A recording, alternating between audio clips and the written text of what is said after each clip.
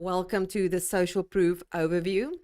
There are two ways to access this tool. You can go to the top under Tools, Email and Engage, scroll down until you see Social Proof pop up.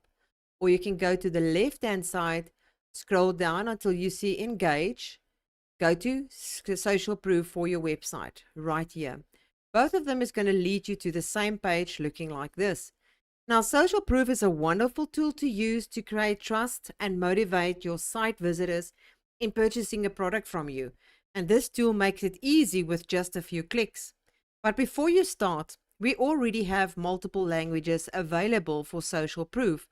But if your language is not listed here, you can easily add your translation by clicking on this button right here. Once you have done that, you are ready to create your Social Proof. To start, just click on New Campaign right here or New Campaign right there. Complete the information requested and click Save.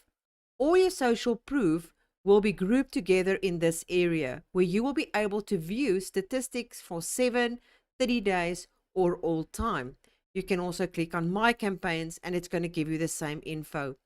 The other functionalities for each campaign you will find here right next to each campaign. By clicking on Edit pencil right here, you would be able to edit and change the information.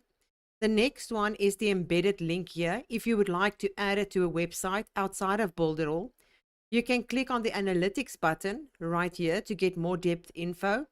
You can also get the records, meaning the names of people that has signed up for your product that is connected to the social proof. For example, you might have social proof activated in your Build It All site or in your e-learning or in Super Checkout that collects the names of those people and then it will show up in your social proof. The next one is Ghost Records. This is useful if you have a product that you have already started selling and you did not have social proof active yet. Lastly, we've got the Delete button. That is all for this tutorial. I hope you enjoyed it and I'll see you in another.